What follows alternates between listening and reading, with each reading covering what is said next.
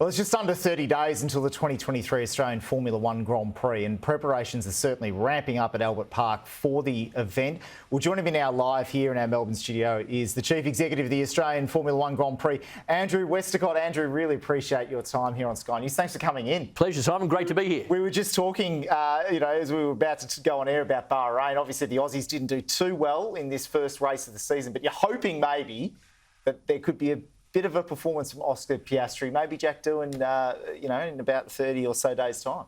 You bet. I mean, it's great to have Oscar Piastri having his debut in Bahrain and then in 2 weeks in Saudi Arabia, because he hasn't driven in races for over a year when he won the Formula 2 championship, and that was back-to-back in Formula 3. So needs a little bit of time to get used to a brand new car, which was a difficult car, but McLaren's probably got a lot of work to do. And some interesting things at the top of the table when it comes to Aston Martin this year being very quick, but maybe it's also going to come down to Red Bull and Ferrari. But we're all going to know 30 days in Melbourne. This event is going to be huge, as it was last year. I mean, you've only got to look at the Avalon Air Show at the moment and the crowds there about people wanting to get around major events in Melbourne.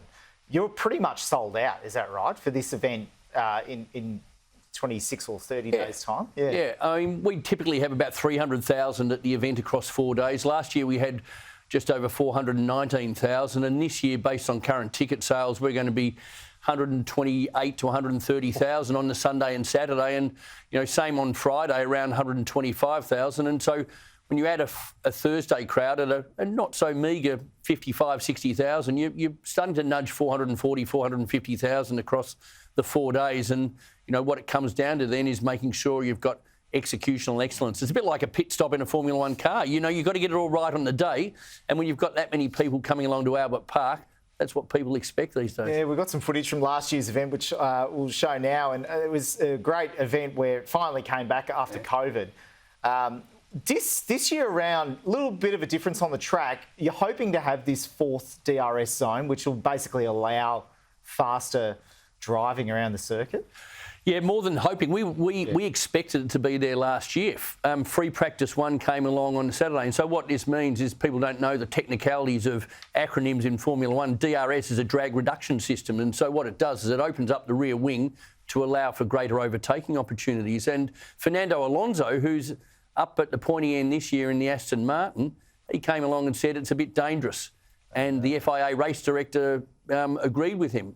Yet the data showed otherwise. And so the FIA and Formula One have now taken on board our requests, and there'll be a fourth DRS zone. And what it means to the fans who are down at the Weber Grandstand and the Race Cube down near Turn 11 at the bottom of the lake, so sort of 2/3 of the way through the track, better overtaking and much more exciting, and probably the fastest lap times ever in Melbourne. Geez, I hope Fernando doesn't say anything about it this year, otherwise you might not have it.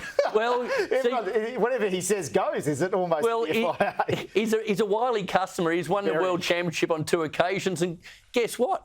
Formula One's about bluff and politics and everything, and he knew that he didn't have a very competitive car. So he's got a new team. He's got a new team. He won't be complaining about it, I can tell you. Well, he better not be, otherwise Lawrence Stroll might have a few words. Hey, we'll show you some pictures from this week. This is what the Grand Prix Corporation were up to with this car, this new car that was, actually it was an old car. Fantastic stuff. And this is some of the old footage. Talk us through this, Andrew. This is how long ago? Well, it's the 70th anniversary since the first racing around Albert Park in 1953, and they raced. There's Tim Schinken, who has been the clerk of the course since Adelaide in 1985. So Tim is a former Ferrari racer, an absolute legend of the sport. And there you look at it, the opposite direction. Same track, same basically Albert Park, same Albert Park, but they started up at, for those who know it, the Melbourne Sports and Aquatic Centre, MSAC, near Lakeside Oval and MSAC. Go the opposite race direction. We're a clockwise circuit. They went anti-clockwise. And in 1953, you had Bugattis and these sorts of cars. And Alan Jones's father, Stan Jones, was racing. Curly Bryden was in there. Doug Whitford won. And it really is the home of historic motorsport racing in Melbourne. And 70 years. And in sort of 1927, 1928 was around the first event that was held down at Phillip Island. So we're going to be celebrating the centenary in, what's that, 4 or 5 years' time. Well, it's something to celebrate. Now, there's been quite some moments in your time as Grand Prix Corporation chief, and obviously this is your last race, having announced an intention to step back from the position. That moment in 2020 when you had to send the bloke out to the front with the megaphone. And I was there with you a couple of nights before that decision, or I think it was the night before. And it was a tough call, wasn't it, that you had to make to call off the event. Do you ever think back on that and any regrets about how it all played out? Yeah, it was a tough call, and I tell you what, there was a lot of stakeholders. There was the Victorian government, there's the health authorities, the directions we're taking from the Chief Health Officer, the national bodies that are also consulting. It's something that was very, very new for every one of us, because the cricket on the Sunday of the previous week, 85,000 at the MCG for the women's T20 final, and then we're dealing with stakeholders at the FIA who are based in Paris, Formula One legal teams in London. The chairman and chief executive of Formula One, Chase Carey, was on a plane from all places of Vietnam, because they were going to be having a Grand Prix about 3 weeks after us. It all came together with the right input. So there's no regret, Simon. But I tell you what, it was very, very disappointing.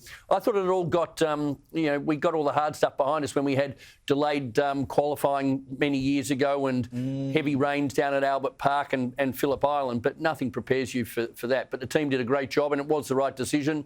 And we've bounced back, and we've got the mojo back into Melbourne and Australian from an events point of view. You got a big crowd as well. Have you decided what you're going to do next once you... No, well, look, I started at the Com Games in 2005 for Melbourne 2006 Com Games. So I guess for the last, 18 years, I've been doing events, entertainment, those big event day experiences down at Phillip Island and Formula One in Albert Park. So I think that's in my DNA in the same way that it's in Melbourne's DNA. So there'll be something along those lines. But at the moment, with 4 weeks to go till today, because it's race day in 4 weeks, it's head down, bum up, making sure everything's A-OK for the fans. No doubt. We'll look forward to that. And I think there's a Commonwealth Games and an Olympics around the corner, so we'll surely see you around. But Andrew Westacott, thanks so much for coming in. Good luck with the next couple of weeks. My pleasure, Tom. All the best. Andrew Westacott there from the Australian Grand Prix Corporation.